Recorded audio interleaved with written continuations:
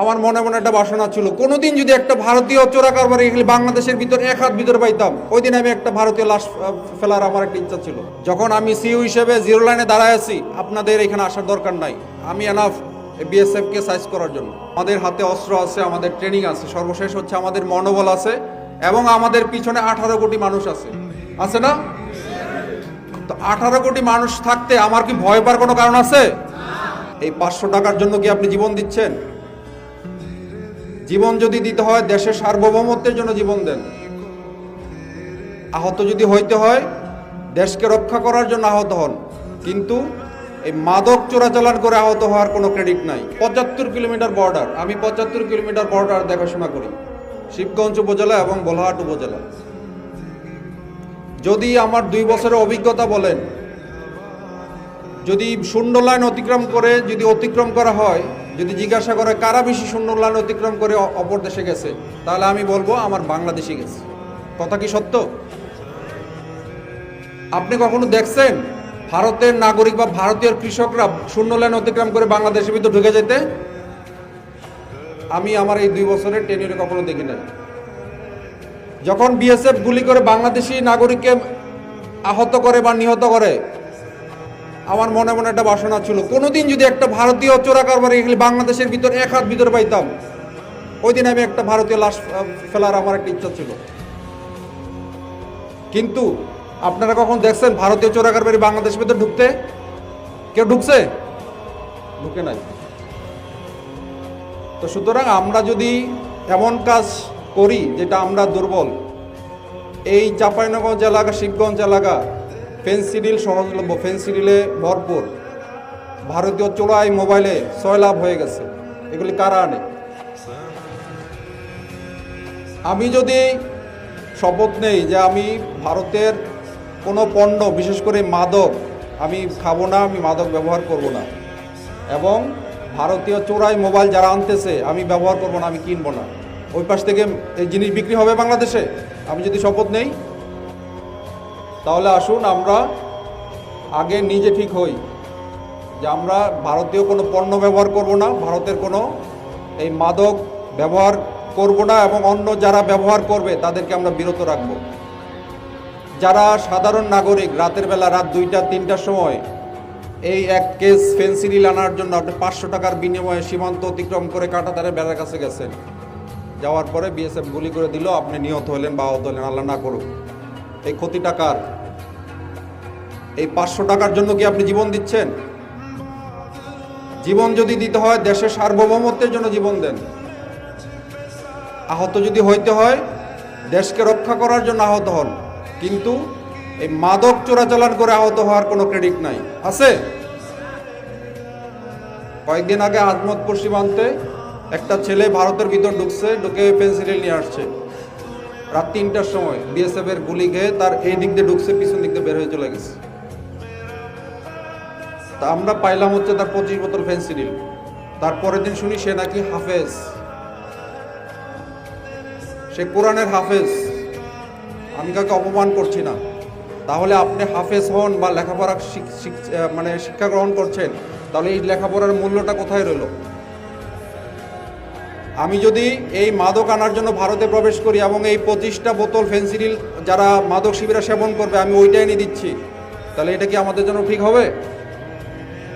তো সুতরাং আমরা এই ধরনের কোনো চোরাচালান, বিশেষ করে মাদক এবং অন্যান্য ভারতীয় যেগুলি চোরাচালান দ্রব্য আছে, আমরা এগুলি আনবো না, এবং যারা আনবে আমরা তাদেরকে প্রতিরোধ করব। কোনো ব্যক্তি যদি মনে করে স্যার আমি আজকে রাতে 500 টাকা না পাইলে 500 টাকার জন্য আমি মাল আনতে যাচ্ছি, আপনি ওই চোরা কারবারির 500 টাকার জন্য যান না, আপনি আমাকে ফোন দেন, আমি আপনাকে 500 টাকা দিচ্ছি অনুদান হিসাবে। আপনি 1000 টাকা দরকার, আমার কাছে টাকা নিয়ে যান 1000 টাকা, বাট তারপরও আপনি এই 1000 টাকা 500 টাকার জন্য সীমান্ত অতিক্রম করবেন না মাদক আনার জন্য। কথা বুঝাইতে পারছি? আর সর্বশেষ আমার কথা আমি বাড়াবো না, এখানে আমাদের শিবগঞ্জ থানার ওসি সাহেব আছেন, ইউনো সাহেব আছেন, তারা বলছেন আপনাদের সকল ধরনের সাহায্য সহযোগিতা করবেন। আমাদের যে বর্তমান প্রশাসন, আমরা একসাথে সবসময় কাজ করি, এখানকার এসপি মহোদয়, ডিসি মহোদয় এবং আমরা একসাথে সবসময় ডিসকাস করি যে কিভাবে করলে ভালো হয়, কোনটা করলে প্রতিরোধ হয়, আমাদের এই শিবগঞ্জ যে আমাদের ঘটনা ঘটছিল, এটা সারা বাংলাদেশ, সারা বিশ্ব এটার দিকে নজর ছিল। ইন্টারন্যাশনাল মিডিয়া, দেশীয় মিডিয়া, সকল মিডিয়া আমাদের দিকে ফোকাস ছিল। সুতরাং এমন কোনো কাজ করা যাবে না যেটা আমাদের উপর একটা নেগেটিভ ইম্প্যাক্ট পড়ে। যখন আমি সিইও হিসেবে জিরো লাইনে দাঁড়ায় আছি, আপনাদের এখানে আসার দরকার নাই, আমি এনাফ বিএসএফকে সাইজ করার জন্য। বুঝতে পারছি? যখন আমার প্রয়োজন হবে তখন আমি বলবো ঠিক আছে, আমাদের গ্রামবাসীকে নিয়ে আসো, আমরা সাইজ করি। তা আমি না ডাকলে আপনারা ওখানে ভিড় করে আমাদের কাজকে ব্যাঘাত ঘটাবেন না। আমাদের হাতে অস্ত্র আছে, আমাদের ট্রেনিং আছে, সর্বশেষ হচ্ছে আমাদের মনোবল আছে, এবং আমাদের পিছনে 18 কোটি মানুষ আছে না? তো 18 কোটি মানুষ থাকতে আমার কি ভয় পাওয়ার কোনো কারণ আছে?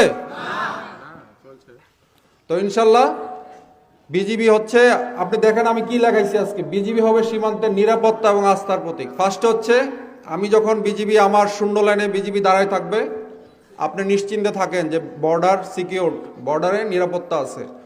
আর আস্থা হচ্ছে, আমরা যে কোনো কাজে আপনি আমাকে আমার সাহায্য সহযোগিতা পাবেন, হোক সীমান্ত সম্পর্কিত, হোক অন্য যে কোনো সম্পর্কিত, বিজিবিকে আপনার পাশে পাবেন। একজন বলেছিল চেয়ারম্যান সাহেব যে শিবগঞ্জ থানা অনেক দূরে, এত দূর যাওয়ার দরকার না, আপনার পাশেই আমাদের প্রতি 5 কিলোমিটার দূরে দূরে হচ্ছে আমাদের বিজিবি ক্যাম্প। আমাদের বোলাহাট সহ আমাদের প্রায় 19টা ক্যাম্প আছে বিভিন্ন জায়গায়। প্রতিটা জায়গায় এই সীমান্তবর্তী জেলায় আমাদের ক্যাম্প আছে। সুতরাং আপনাদের যে কোনো প্রয়োজনে বিজিবিকে আপনারা সাথে পাবেন, পাশে পাবেন, আমি সেই আশ্বাস দিচ্ছি। সর্বশেষ হচ্ছে, আমার পক্ষ থেকে আমি আসলে সবাইকে ধন্যবাদ দিতে চাই। আমি কাউকে কখনোই গালিও দেব না, আমার কারোর প্রতি মন খারাপ নাই। আমি ধন্যবাদ দিতে চাই আমাদের এই পুলিশ প্রশাসনকে। যখন 5 তারিখ থেকে ঝামেলা শুরু হয়েছিল, এসপি মহোদয় বারবার জিজ্ঞাসা করছে যে কিবরিয়া ভাই কিছু লাগবে, কোনো সহায়তা লাগবে? আমি বললাম শুধু দোয়া করেন, ইনশাল্লাহ কোনো সমস্যা নাই। ডিসি মহোদয় ফোন দিয়েছিল কোনো সহায়তা লাগবে, আমি বললাম ঠিক আছে, আপনারা পাশে আছেন, যদি সহায়তা লাগে আমি জানাবো। আর সর্বশেষ আমি ধন্যবাদ দিতে চাই এই চৌকা এবং কিরণগঞ্জ গ্রামবাসীর প্রতি। আপনারা বিজিবির সাথে ছিলেন, পাশে ছিলেন, এই জন্য আমার অন্তঃস্থল থেকে আমি সবাইকে ধন্যবাদ দিতে চাই। এই শুধু শিবগঞ্জবাসী না, এই পুরো বাংলাদেশের 18 কোটি মানুষ আমাদের বিজিবির সাথে ছিল। তো ইনশাল্লাহ এই সাপোর্ট যেন আপনাদের সবার থাকে। এবং সর্বশেষ রিকোয়েস্ট হচ্ছে, যেটা বললাম, আপনাদের এলাকায় আপনারা চিহ্নিত করেন কারা কারা এই কাজে, এই মাদক চোরাকারবারি করে, কারা বিভিন্ন ধরনের চোরাচালানের সাথে জড়িত। আমাকে খবর দেন, আমরা তার আমরা ধরে শিবগঞ্জ ওসি সাহেব আছেন, আমরা ওনাকে হ্যান্ড ওভার করবো, বাকি আইনানুগ ব্যবস্থা উনি নিবে। তো সুতরাং আমাদের এই শিবগঞ্জ এবং এই এলাকার যেন বদনাম না হয়। গত 2024 সালে আমাদের ব্যাটালিয়ান প্রায় 50 কোটি টাকার চোরাচালান পণ্য আটক করেছি, 50 কোটি, এবং আসামি ধরেছি 140 জন আসামি। তো এইটা অনেক বেশি চোরাচালান পণ্য, অনেক বেশি আসামি, এটা কিন্তু ভালো মেসেজ না। এটা আমাদের এই রংপুর রিজনে এই 15টা ব্যাটালিয়নের মধ্যে একটা সর্বোচ্চ ব্যাটালিয়ন এই আসামি ধরা এবং এই বিভিন্ন মাদক এবং ফেন্সিডিল ধরা। সুতরাং আমি চাই না এই ব্যাপারে আমি ফার্স্ট হইতে, আমি চাই এই মাদক চোরাচালান পণ্য, অন্যান্য অপরাধ কমে আসুক সীমান্ত এলাকায়। আর সাংবাদিক ভাইদের আমি ধন্যবাদ দিতে চাই, আপনারা শুরু থেকে শেষ পর্যন্ত আপনারা পাশে ছিলেন, অ্যাকচুয়াল ঘটনা আপনারা তুলে ধরেছেন, সেই জন্য আমাদের বিজিবির পক্ষ থেকে সবাইকে ধন্যবাদ জানাচ্ছি। আর একটু খেয়াল রাখতে হবে, কিছু কিছু সাংবাদিক আছে, সাংবাদিক বলবো না, তারা সাংবাদিকের কাতারে পড়ে না, ওরা হচ্ছে ভিউ বাড়ানোর জন্য মিথ্যা নিউজ দেয়। আমরা যখন এখানে কাজ করতেছিলাম, সন্ধ্যার সময় আমার কাছে একটা ফোন আসলো, একটা নিউজ আসছে সীমান্তে 16 জন বিজিবি নিহত। তা আমি শোনার পর ওই কোশ্চেনের আমি উত্তরই দেই নাই। তো এই ধরনের মিথ্যা গুজব আমাদেরকে প্রতিরোধ করতে হবে। তারপর হচ্ছে ভারতীয় বিএসএফ কমান্ডেন্ট আমাকে বলতেছে যে এক্সেলেন্সি, আমাকে দিল্লি থেকে ফোন দিছে, এইখানে নাকি 2 জন বিএসএফ নিহত হয়েছে, ওরাও অপপ্রচার চালাচ্ছে।